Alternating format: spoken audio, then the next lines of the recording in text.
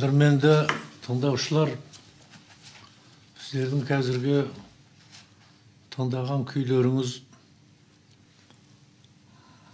Ағыздың толғауы деп аталады. Бұның авторы тарихта сақталмаған біздің көне дәуірден жеткен, бағы замандардан жеткен осындай халықтың тағдырына қатысты шығарылған көне сарындар өте көп. Bir мамандар бұл Қойлыбайдың толғауы деп те айтады. Мен өз басым тыңдап отырып байқаймын, бұл Қорқыт бабадан қалған асыл мұралардың бірі сияқты. Біздің бүгінгі сіздермен әңгімеміз сол Қорқыт ата жайында. Ежелгі замандарда біздің ұлы далада талай мемлекеттер дәурен сүрді. Оның мәселен сақтардың өзі, ғұндардың өзі тарихта ғажап із қалдырған біздің асыл бабаларымыз орнатқан мемлекеттерден еді. Онан бертінгі дәуірде 6 ғасырда осы ұлы даланың төсінде әлемді өзінің аузына қаратқан түрік қағанаты дейтұғын атақты мемлекет болған. Бұл 3 ғасыр әлемді қолында ұстаған, аузына қаратқан мемлекет. Ол дәуірден бізге жеткен ғажап ескерткіштер бар. Тас мүсіндер бар. Мүлгіп тұрған тас мүсіндер сөйлейді.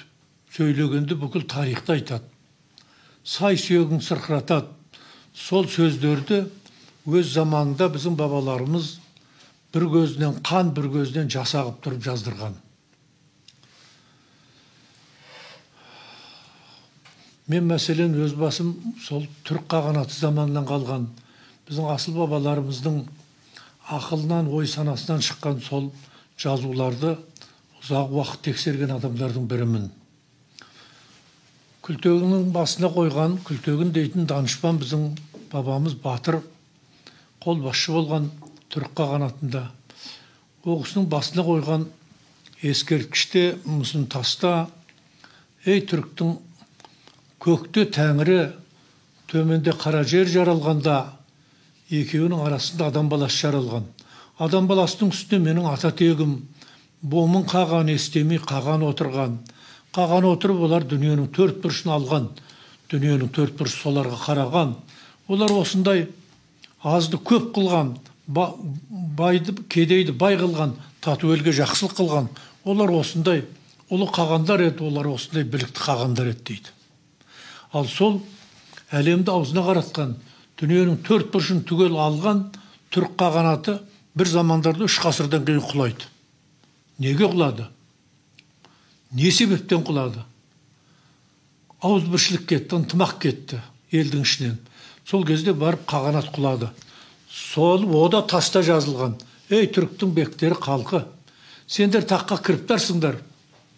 Сендер алауызсыңдар. Әке мен баланың ымырасыздығынан, аға мен інінің дауласқандығынан, бекті халқының жауласқандығынан сен хандығыңнан айырылдың. Қағандығыңнан айырылдың, қағаныңнан айырылдың. Біресе ілгері шаптың, біресе кері шаптың. Барған жерде не пайда таптың? Бек ұлдарың құл болды, пәк қыздарың күң болды. Өкін дейді. Таста жазылған бұл сөздер. Ешкім өшіре алмайды бұл тастағы жазулар.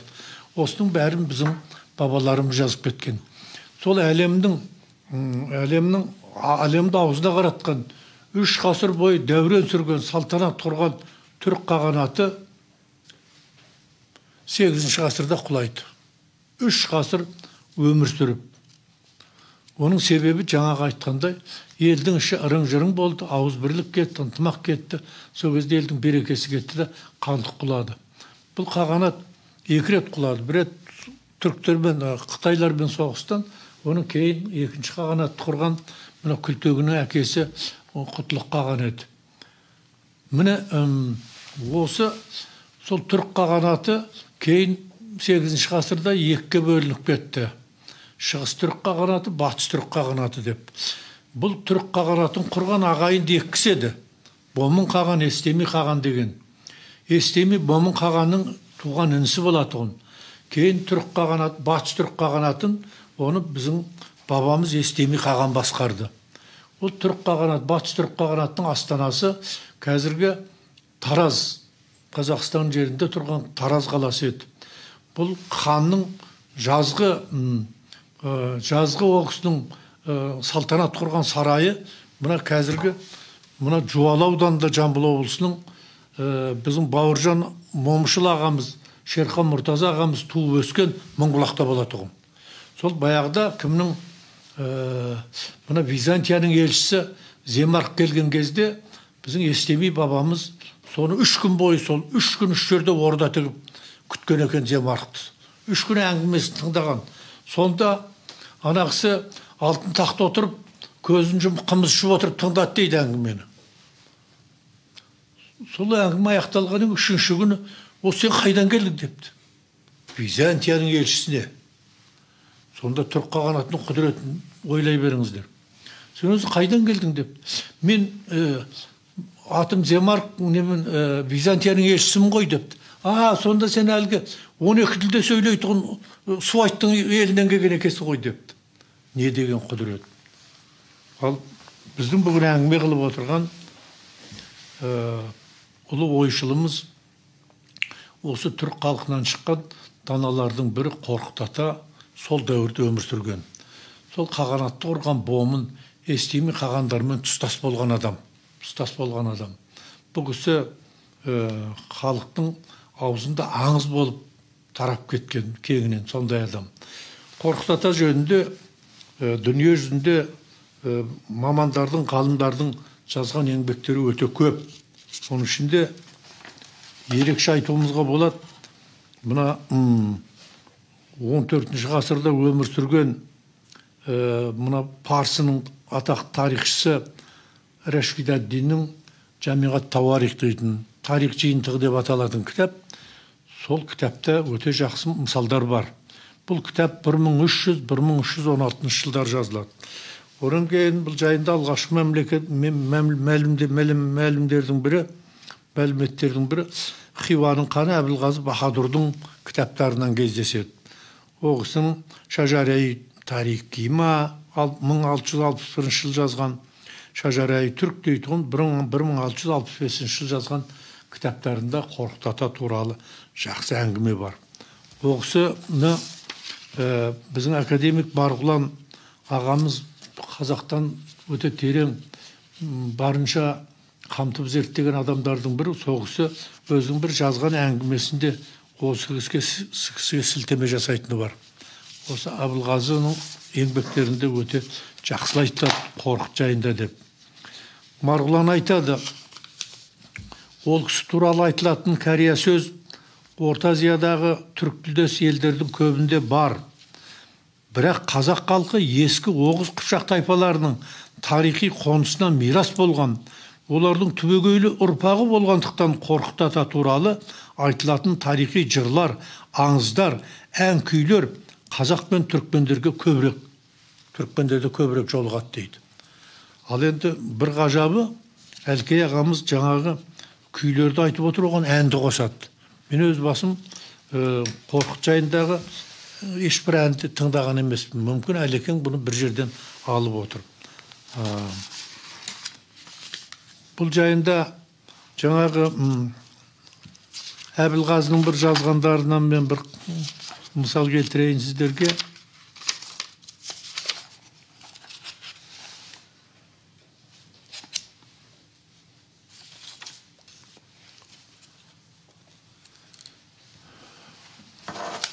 Қорқыт Ата жаңағы өзіміз айтқандай, Әлкей Марғұланның айтып отырғанындай, Оғыздардың ішінде Баят тайпасынан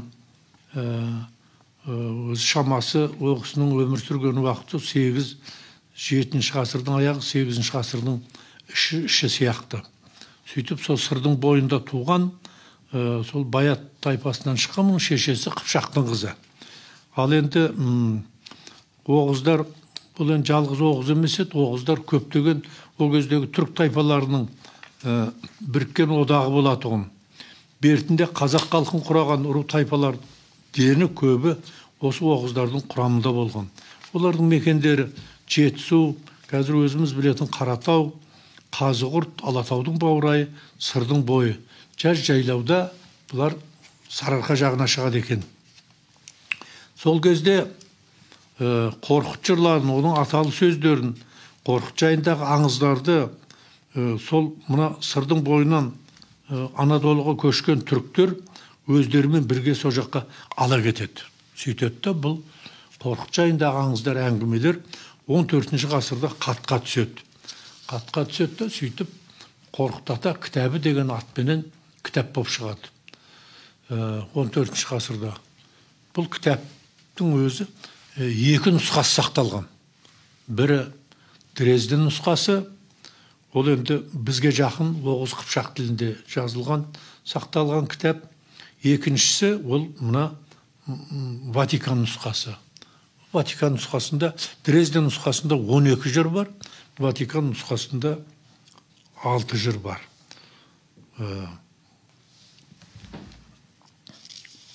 Енді бұл Қорқыт ата кітабын зерттеушілер бергі заманда да аз болған жоқ.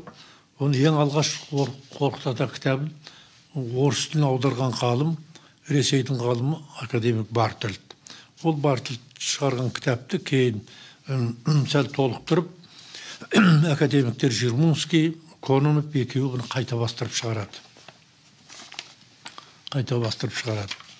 Ал енді қазақ ғалымдары да қарап отырған жоқ. Бұны тереңірек зерттеген біздің ғалымдардың бірі академик Марғұланнан кейін бергі дәуірде Әуелбек Қоңыратбаев зерттеді. Оның кейін Оғыз Әуелбек Қоңыратбаев бұл Қорқыт ата кітабын қазақ тіліне аударды. Бірақ аударғанда Бартольдтың нұсқасынан аударды, орыс тіліндегі. Оның кейін бертінде өзіміздің қазіргі замандасымыз мына Шәкір Ыбыраев аударды.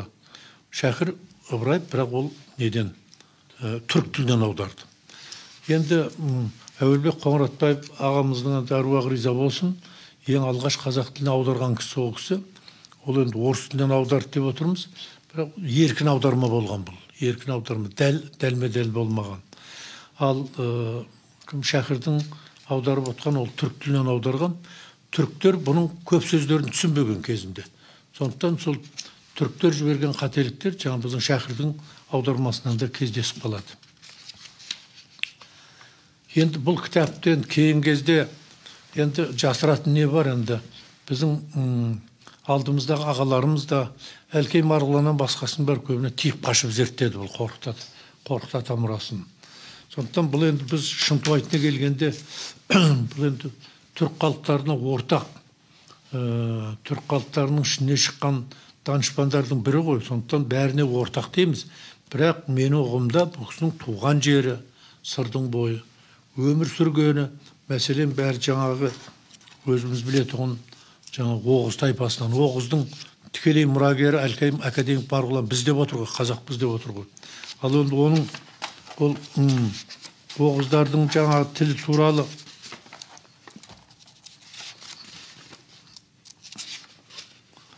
маған бір өзбек әлінің жазған хаты бар еді.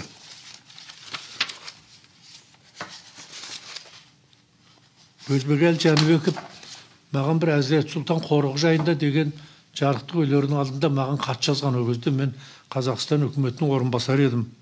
Мырзатай екеуміз бірге істедік, сенің қолыңнан келеді ғой, саған әдейі осы хат жазып отырдым. Ол хат барлық газеттерде жарияланды. Ол кісі былай деп жазады сол хатта.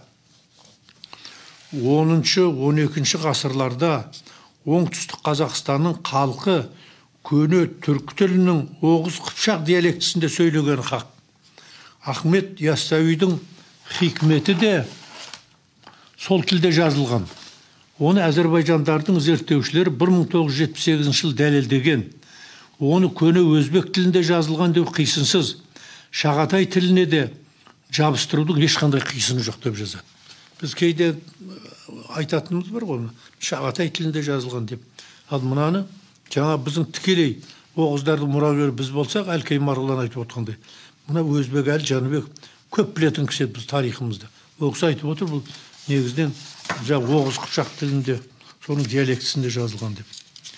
Олардың жаңа айттық қой, өмір сүрген мекендері, өмір сүрген мекен еткен жердің бәрі Жетісу, Сырдың бойы, Сосын кейін мына Қаратаудың баурайы, Алатаудың баурайы, сосын Қазығұрттың баурайы, мына осы тұстар. Кейін бұлар жазда мына Сарыарқаға шығады екен, жайлауға. Осы екі ортан өмір сүрген. Кейін мәселен мына оғыздар ығысып, негізінен көтерілі, мына сырдың бойымен өрлеп, мына Анадолыға көшкен кезде, осы Қорқыт жайында аңыздардың бірталайын олар алып кетті. Ал мына енді ол оғыздар кімдер еді өзі? Оғыздардың негізін құраған қаңлылар. Ол қаңлы біздің қазақ халқының құрамында да бар. Енді біз енді ризамыз. Мәселен мына Қорқыт ата кітабын мен өз кейін кезде енді өзіңнің бабаң болса, ол бағы замандардан жеткен ол данышпандардың бірі болатын болса, біз неге зерттемеуіміз керек? Сондықтан мен кейін осы мына 5-6 жыл болды. Мына Қазақтың ұлттық өнер университетінде ашылған мына Қорқыт ата ғылыми зерттеу институтын көптен мен осын басқарып келемін. Соның кейін мен бір жағынан Қорқыт атаның мұрасын тікелей зерттеуге көштім қазір. Әрі мына Евразия ұлттық университетіндегі түркология кафедрасын басқаратын қызметімді пайдаланып, сол жерде бірқатар ғалымдар дайындап жатырмын. Қазір менің қасымда отырып, жерде қазақтың белгілі қобызшысы, қобыз қонған атақты біздің музыкантымыз Әлқуат Қазақбаев менің магистрантым. Бұның зерттеп жүрген тақырыбы, магистрлық диссертациясын бітірді. Бұның зерттеп жүрген тақырыбы Қорқыт ата жайындағы аңыздар және күйлер және ол жайындағы аңыздар диссертациясын бітірді. Менің енді докторантым Руслан Әлімбек. Бұның тақырыбы Қорқыт ата жайындағы аңыздар және оның тарихи негіздері деп аталады. Руслан да докторлық диссертациясын бітірді. Құда қаласа екеуі биыл жазда мына коронавирустан құтылсақ аман есен еліміз еңсесін қайта көтерсе, құда қаласа осы екеуі биыл қорғайды. Бұл біз енді оның кейін мен қасымда Гүлім Шадиева деген қарындасым бар, ғылым докторы, PhD доктор. Сол екеуіміз мінекей 5 жылдан бері екеуіміз еңбектеніп Қорқыт ата кітабын, Дрезден нұсқасын, оның ішінде 12 жырды біз сол түп нұсқадан, біреудің аудармасынан емес, түп нұсқадан қазақшаладық. Бұл кітап биыл жарыққа шықты, ел өте жақсы қабылдады. Құда қаласа бұл кітап қазір үлкен ғылыми айналымға түсіп жатыр. Талай докторанттар, талай магистранттар осы еңбекпенен қазір диссертация жазып жатыр. Бергі дәуірде бізден бұрынырақта бұл жайында бір 17-ші ғасырда өмір сүрген қазақтың белгілі тарихшысы Қазбекбек Тавасарұл дейтін бабамыздан бір жақсы әңгіме қалған. Ол кісі Қорқыт туралы айта келе былай дейді: осыған дейін маған жеткен әңгіме аңыздарға қарағанда, менің атам Матайдың шежіресіне қарағанда, Қорқыт баба оғыздардың бұзық тайпасынан шыққан, Баяттың Парқын тұқымынан шыққан. Ол оғыстың шамасы Хижраның 200 жылдар дүниеге келген дейді. Сен шамаласаңыз 1722 жылдар сияқты. Әкесі Қарақоға көз ашық кісі болғанда Қорқыт бабаны Европа елдерінде оқытқан. Қарақоғаның ағасы Қарабұға 20 қос жылқысы бар, өте бай адам екен. Сол малдың арқасында інісінің жалғыз ұлы Қорқытты дүниесін шашып жүріп оқытқан. Қорқыттың қобызы түгіл қияғы да сөйлейді дейтін әңгіме сол кезден қалған. Қорқыт ата қазақта әуезді алғаш саралаған Әбу Нәсір бабадан бұрынғы күйші. Оның әуендері адамды жылатады, жүйкеңді босатпай қоймайды. Ағайынды Қарақожа мен Қарабұғаның әкесі Домбай бақсы деген кісі деген сөз бар. Сондықтан бақсы балгерлер бүгінде Сол кейінгі замандарда жын шақырғанда, Ердонбай, Ердонбай, шақырғанда Келдонбай деп, жетім менен жесірдің ырымын қылып Бердонбай деп айтатын әңгіме бар.